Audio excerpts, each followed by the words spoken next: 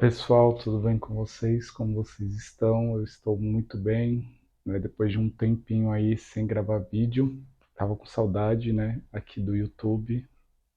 Muita coisa mudou na minha vida, mas bom, antes de a gente começar a falar sobre um livro, né? Eu queria pedir para vocês, né? Não se esquecerem de curtir o vídeo, né? Porque vai fazer parte aí do meu percurso, né? Aqui no YouTube. Eu vou pedir para vocês curtirem o vídeo, tá? Se inscrevam no canal. Agora vai ter vídeo toda semana. E também que você ative o sininho, tá? Mas principalmente curtam, comentem, tá bom? E falem se vocês leram o livro.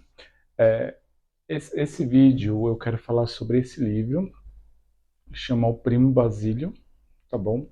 Esse livro é do S. de Queiroz. Eu tô com essa edição aqui da editora Ática, tá bom? Essa série Bom Livro eu usava muito quando eu estava no ensino médio. Então eu não li essa edição específica que eu estou mostrando para vocês. Eu li uma edição da Abril de 1979.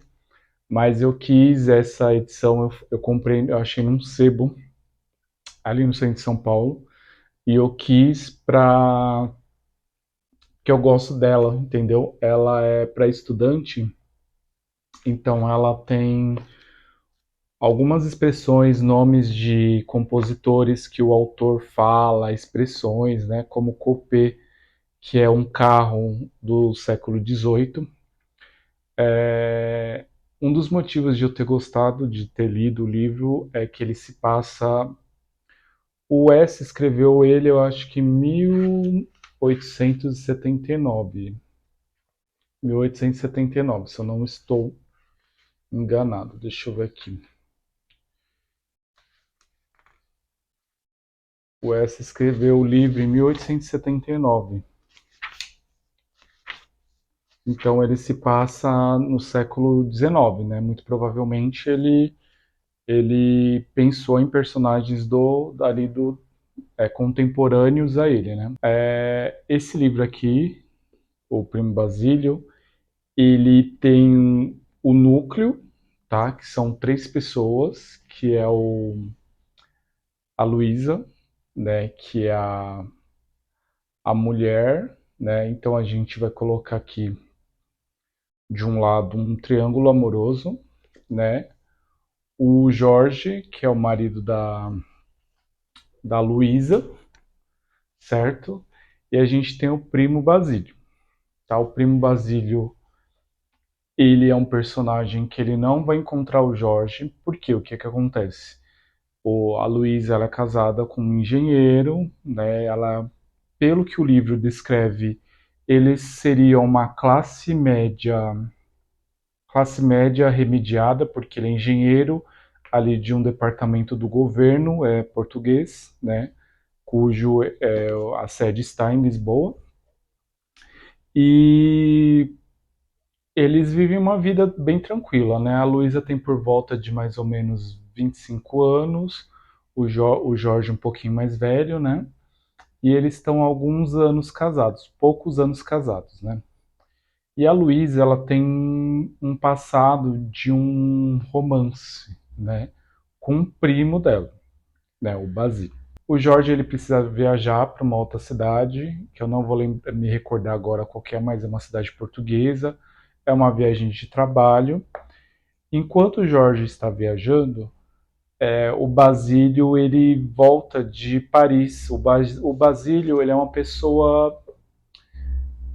O Essa de Queiroz, o escritor, não deixa claro, mas pela característica que ele dá ao personagem, ele deixa claro que o Jorge é uma pessoa fugaz, uma pessoa fútil, um homem frívolo, um homem, não frívolo, mas fugaz, uma pessoa fútil, uma pessoa de vida, ele não tem âncoras, ele não tem um lugar onde ficar, ele não tem uma família, ele não tem uma mulher, ele não tem um filho, ele não tem uma mãe, ele é uma pessoa que está sempre viajando. Inclusive, ele passa uma temporada aqui no Brasil, né? Onde ele se gaba de ter pegado algumas negrinhas e tal. Era ainda a época da escravidão no Brasil, né? Ele escreveu em 1870, né? A gente lembrando que a escravidão ela foi totalmente abolida em 1888, então uns 18 anos depois. Então então ele também o Basílio ele tem uma vida de forasteiro, né? Não tem lugar, uma vida de cigano, não tem lugar, tá sempre daqui, tá em Paris.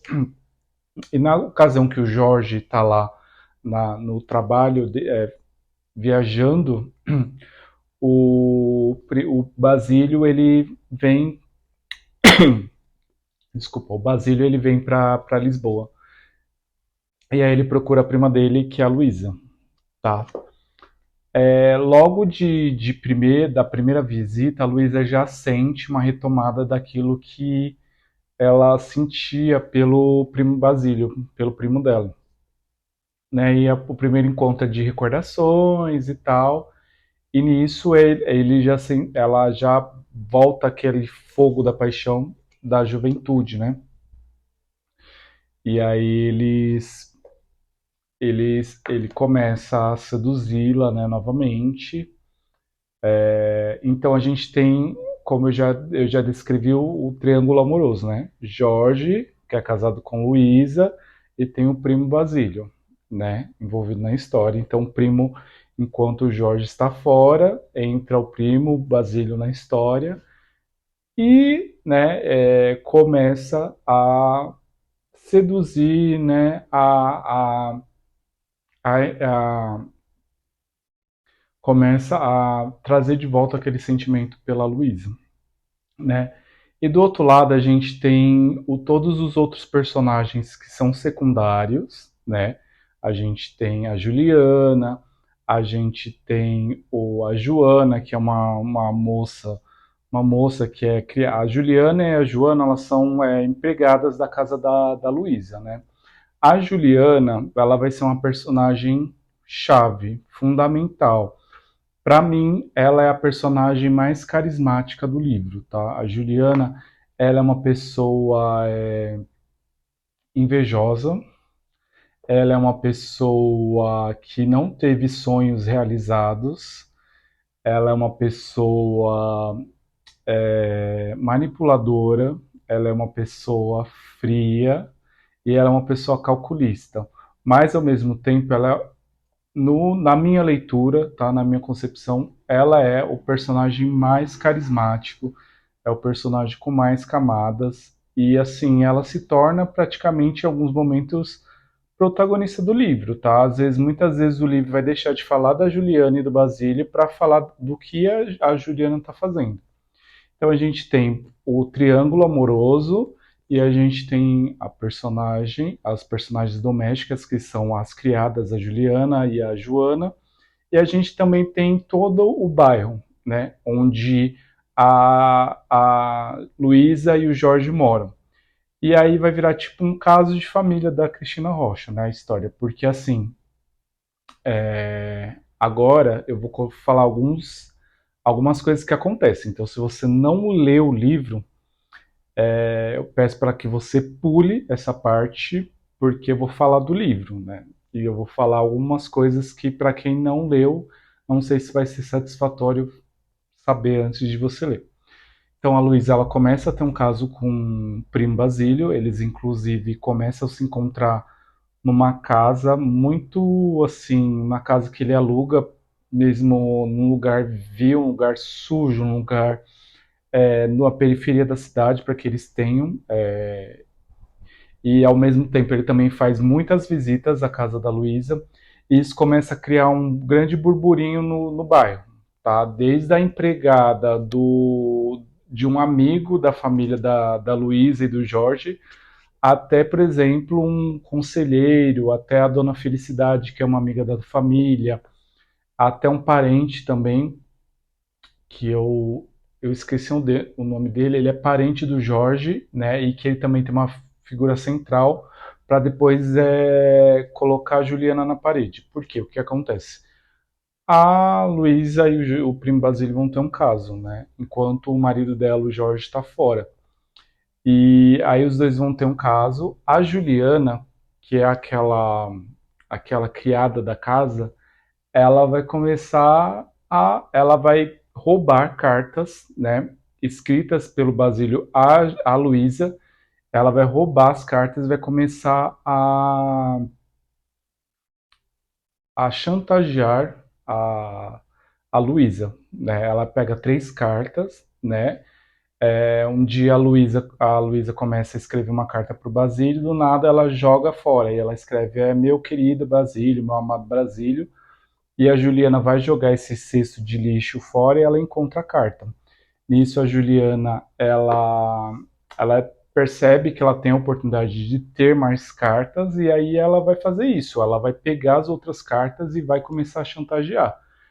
E começa desde um dia que ela tá limpando lá o quarto e aí do nada a Luísa volta de um encontro com o Basílio e aí ela deixa a carruagem lá e ela vai buscar o dinheiro para pagar o cara da carruagem e aí elas têm um bate-boca e aí a Juliana fala para Luísa: eu só vou sair dessa casa se eu quiser, é, as cartas eu ainda tenho, né? As três cartas. Nisso a Luísa tem uma síncope, né? Um faniquito e aí ela desmaia e aí depois a Luísa retoma, né? As chantagens, né? E aí ela começa a montar em cima da Luísa mesmo. A Juliana começa a montar em cima da Luísa, pede saia, pede roupa, pede baú, pede colchão novo. Tem uma hora que a Joana, que é aquela outra mocinha que trabalha na casa, ela vai ficar enciumada, porque ela vai ver que a Juliana tá tendo um tratamento de dona da casa. O quarto da Juliana, a parte do quartinho, né, da Juliana, porque a Juliana e a Joana, que são as funcionárias da casa, né, as empregadas domésticas, elas ficam tipo num sótão, né? Ele descreve aqui no livro como um sótão. O sótão vai estar mais bonito do que o quarto da dona casa, do quarto da Luísa, de tanta chantagem, né? E assim, o negócio fica um bafafá. E aí a Luísa começa a ser chantageada, ela pensa até em fugir com o Basílio, e o Basílio fala: para de ser besta, você não pode fugir comigo, né? Fugir, né, uma mulher casada fugir com um homem no século XIX era um grande escândalo. Ele fala: não, você vai voltar lá e vai pagar o que ela quer, porque a Juliana pede 600 mil reais, e ela fala que é para a velhice dela, né? E a Juliana, ela tem tantas camadas que ela chega a ser a hora que ela é engraçada, porque ela vai para casa de uma tia Vitória e ela começa a ler as cartas e as duas, a tia Vitória, que é uma senhora, uma idosa, que ela faz trabalhos de magia, ela dá aconselhamentos amorosos, né? Que devia ser algum tipo de profissão, né, do século XIX, elas dão risada de gargalhar, de chorar, sabe, lendo a carta, e elas riem, elas comentam, né? E a Juliana dá muitos nomes para Luísa, de piorrinha, de cachorrinha, de cadelinha, nossa, ela bota os nomes, né? Que é bem aquele tipo de coisa que a gente vê no nosso dia, né?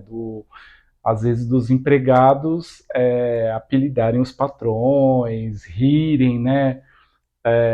Isso aqui traz uma coisa bem novelesca, de novela mesmo, do novela da Globo, de tipo assim, ter os núcleos dos senhores, dos empregados, né? Então a Juliana, para mim, na minha leitura, ela foi o personagem mais carismático. Eu acho que a Luísa é um personagem também frívolo, igual o Basílio. Ela é uma dondoca. Ela é uma jovem senhora de 25 anos, mais ou menos. Então ela ainda está se descobrindo como mulher. Ela não é uma mulher Eu não sinto que ela é uma mulher madura, ela ainda tem uns traços de menina mimada, né? A gente percebe isso quando ela tenta fugir com o Basílio para fugir da Juliana, das chantagens da Juliana. O Basílio e o Jorge é o corno, né? É o corno. É o corno que eu achava que, assim, porque assim, quando o Jorge volta e descobre toda a.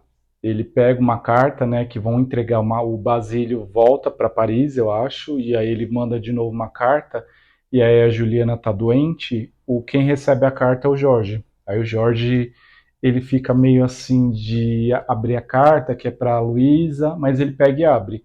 E aí ele fala, né, o Basílio fala, vamos retomar aquilo que a gente parou enquanto eu estava em Lisboa. E aí o Jorge percebe, né? Aí o Jorge, ele quer confrontar a Luísa no final do livro, e isso já é final do livro, né? E a Juliana tá morta porque enquanto eles vão numa ópera, que é a ópera Fausto, do Gounod, outra coisa que eu gostei, né? Ele cita muito música lírica, né? A ópera do Gounod, o Fausto.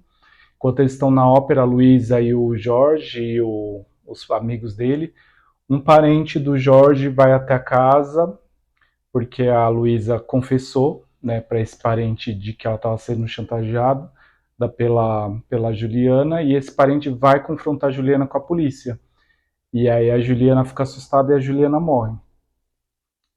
E aí depois disso, o Jorge e a Luísa eles vão para a casa de um parente.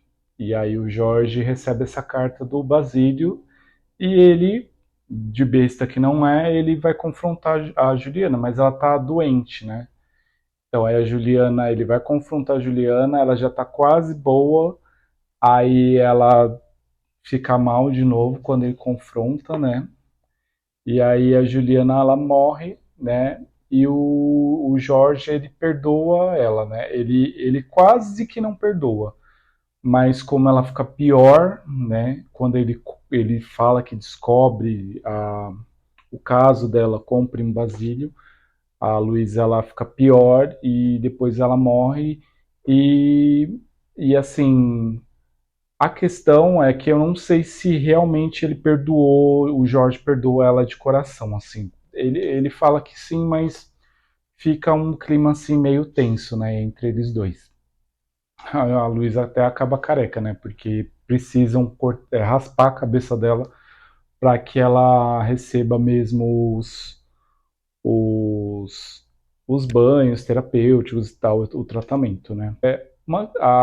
O que me levou a ler o livro, né? Eu sempre ouvia falar desse livro, mas o que me levou a ler esse livro foi a Marisa Monte, né? Que ela tem um trecho aqui do Primo Basílio que ela recita naquela música Amor, I Love You, que quem recita é o Arnaldo Antunes, né? E eu sempre ouvia falar, a Marisa Monte, ela sempre leu grandes clássicos, né?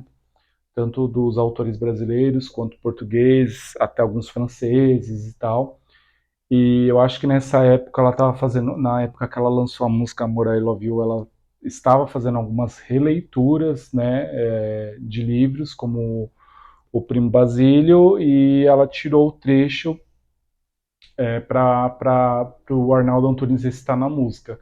Então, assim, o que me levou a ler o livro foi a mesma música da Marisa Monte e foi uma grande surpresa, assim. Eu gostei muito de ler. Para você que tem problemas em ler livros clássicos, livros do século XIX, eu recomendo. Não é uma leitura chata, não é uma leitura pesada com um monte de termo que você não entende. É uma linguagem bem atual, é uma linguagem que você consegue, compreensível, e dependendo da edição, como essa aqui, que é da série Bom Livro, tem as notas de rodapé que eles explicam o que é, tá bom? Então é isso, gente. Espero que vocês tenham gostado. Se vocês leram o livro, curte aí. Se vocês já leram por causa da música da Marisa Monte, deixe o seu comentário aqui que eu vou gostar de saber, tá bom? Então é isso, até mais. Tchau, até uma próxima.